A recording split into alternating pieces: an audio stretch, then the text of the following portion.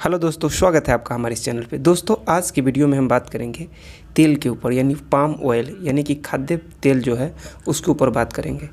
जानेंगे कि आज के वीडियो में आखिर तेल का दाम इतना क्यों बढ़ रहा है, दिन पे दिन प्राइस हाइक हो रहा है, आखिर क्या कारण है। चलिए इसके बारे में जानते हैं। तो बिना किसी देरी के वीडियो को स्टार्ट करते हैं। इंडिया में तेल खपत की बात किया जाए तो हर साल लगभग 24 मिलियन टन तेल की खपत होती है, लेकिन हम अपना यहाँ कितना उपजाते हैं? 9 मिलियन टन। बस आप इसका अंदाज़ा इस बात से लगा सकते हैं कि हर साल इंडिया में 240 लाख, और उसमें 1000 से गुना कर दीजिए, उतना केजी हम लोगों को ज़रूरत होता है। अब बस हम लोग 9 मिलियन ही उपजा के रह जाते हैं। आखिर ये दुर्दशा देखना क्यों पड़ा है? ये दुर्दशा देखने का मेन कारण है हमारी खुद की गलती थी। अगर हम थोड़ा साल पीछे चले 1994 से 95 में, तो हमें जितना तेल की आवश्यकता होती थी उसका 90% हम अपना देश में ही उपजा लेते थे। सिर्फ 10% ही दूसरे देश के ऊपर आश्रित रहते थे। लेकिन आज 50% से अधिक हम दूसरे देश पे आश्रित है। और आज हम, यह कारण क्यों बना? क्योंकि पहले के ज़माना में, पहले जब 1994 से 95 की साल थी, तो उसमें हमारे देश में सरसों तेल, तिलहन के तेल, नारियल तेल बहुत ही ढेर मात्रा में उपजा होती थी, जिससे हमारे देश की भरण पूर्ण होता था। लेकिन जब पामोलिन ऑयल आया तो इसका रेट, जो हमारे देश में तेल उपजता था, तिलहन चीज़ सब उपजता था, उसके आधे रेट में बिकने लगा। अब जो गरीब दबके के क्षेत्र के आदमी थे, वो तो कोई भी आदमी अपना थोड़ा कम जो रेट रहेगा वही लेगा, तो पामोलिन ऑयल लेने लगा। और जिसके कारण किसान की सरसों तेल, नारियल तेल की बिक्री ज़्यादा चल नहीं रही थी, तो इसके कारण धीरे धीरे किसान इसकी खेती करना बंद कर दिया। अब देखिए पामोलिन ऑयल कितना ख़तरनाक है, इसका आप अंदाज़ा भी नहीं लगा सकते। पामोलिन ऑयल में ट्रांस फैट पाया जाता है, जो हमारा शरीर कभी भी एडजस्ट कर ही नहीं सकता है, और उसके कारण ना जाने कितना सारा बीमारी के शिकार हम होते हैं। हार्ट अटैक, जब शरीर में फैट की मात्रा यानी कोलेस्ट्रॉल की मात्रा बढ़ती है तो हार्ट अटैक आती है, और उसी के कारण ब्रेन हेमरेज की भी कभी कभी शिकायत आ जाती है। डायबिटीज़ आपका है तो वो बढ़ा देता है। बीपी, ब्लड प्रेशर हमेशा आपको बढ़ाए रखता है। मालूम है अभी के ज़माना में पामोलिन ऑयल हमारे इंडिया में इस तरह से पूरे मार्केट पे छा गया है कि बिना पामोलिन ऑयल को कोई चीज़ बन ही नहीं सकता है, जो भी खाने वाला सामान है।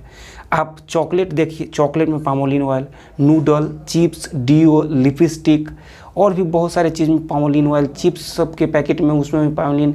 आप जितना भी रिफाइनी सामान सब खाते हैं, पता नहीं कौन कौन चीज़ सब का रहता है, कौन कौन कंपनी का, सब में आप पामोलिन ऑयल का मात्रा रहता ही रहता है।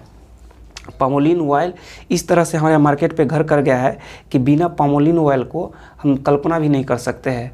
और बात क्या हुआ, देखिए एक्चुअली उस समय ही सरकार को ध्यान देना चाहिए जिस समय पामोलिन आया था।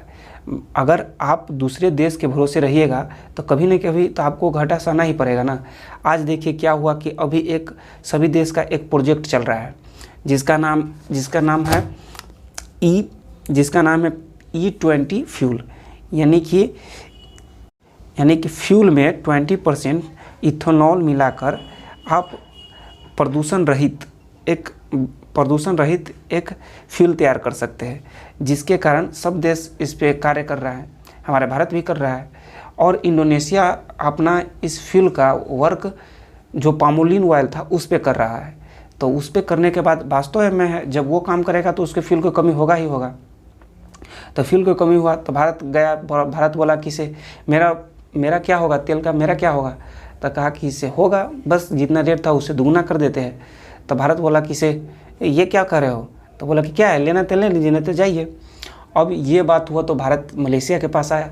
मलेशिया, ऐसा नहीं कि मलेशिया कम दाम में दिया, हालांकि इंडोनेशिया से कम दाम में दिया, लेकिन उसका भी रेट ज़्यादा ही है। आप इसका अंदाज़ा इससे लगा सकते हैं कि अभी तेल का प्राइस किस प्रकार से बढ़ा है, उससे अंदाज़ा लगा सकते हैं। इसमें अभी सरकार जिम्मेदार नहीं है, पहले जिसने ये गलती किया उसका सज़ा हमें भी मिल रहा है। तो आज हमारे साथ इंडोनेशिया इस तरह से बात कर रहा है। शायद इंडोनेशिया इतिहास को भूल गया है। याद करें वो पिछला दिन जब हमारे इंडिया के तमिलनाडु के शासक राजेंद्र प्रथम हुआ करता था, और उसके इंडोनेशिया का सुमात्रा द्वीप का एक शासक शैलेंद्र था। और हमारे राजेंद्र प्रथम का पूरे नाम पूरे विश्व में था कि यह बहुत बलवान है, उसे कोई नहीं लड़ सकता। ये शैलेंद्रा जाके क्या किया, चाइना में गया और चाइना में बोल दिया चाइना के शासक के कि सुनिए ना, से मेरे नाम से ना राजेंद्र प्रथम थर थर काँपता है। तो ये बात पता चला राजेंद्र प्रथम को, रातें रात तमिलनाडु से जाकर और सुमात्रा द्वीप को जीत लिया और शैलेंद्र को पकड़ के बांध के मार रहा था। और तब ये अपना एक यमदूत भेजा चाइना और चाइना से बुलाया उसको कि आइए आपको एक भेंट दिखाते हैं। आया तो देखा इसको बांध के मार रहा था। तब बोला कि रे शैलेंद्रा, तू तो ये कह रहा था कि क्या हुआ, तुमको तो मार रहा था, कहिए माफ़ कीजिए, इंडिया वाला से टक्कर नहीं लेना चाहिए। और वहाँ पे चाइना के जो शासक आया, चाइना के शासक राजेंद्र प्रथम को पैर पड़ रहा था, प्रणाम किया, क्योंकि उनको पता नहीं था कि प्रणाम किया जाता है इंडिया के आदमी को, तो प्रणाम किया। शायद वो इंडोनेशिया आज वो दिन भूल गया है। शुरुआत में ही अगर इंडोनेशिया में से जो तेल के व्यापार करने के लिए आया था, उसी समय उसको जूता मार के बेलगाया रहता तो आज ये दिन देखना नहीं पड़ता। हमारे देश में जो सरसों का तेल, तिल का तेल और जो नारियल का तेल होता था, कहता है ना, अपना देश के अपने ही बात होती है और हर समय अपने ही साथ होते हैं। आज कोई भी हमारे सामने आता है और आंख दिखा के चला जाता है। कुछ दिन पहले नेपाल कहता था कि लुपिले काला पानी मेरा है, आज इंडोनेशिया का रह जाओ तेल नहीं देंगे, क्या कर लेगा। गलती हमारा ही है, हमने गलती जो की उसका सज़ा मिल रहा है। बस यही उम्मीद है कि आगे से ऐसा गलती हमारे सरकार न करे। तो आशा करते हैं आपको ये टॉपिक समझ में आया होगा। तो मिलते हैं नेक्स्ट वीडियो में। तो आशा करते हैं कि आपको ये वीडियो पसंद आया होगा। अगर पसंद आया तो लाइक कीजिए, अगर कोई डाउट है तो कमेंट में पूछिए, अगर चैनल पर नया है तो चैनल को सब्सक्राइब कीजिए। तब तक के लिए गुड बाय।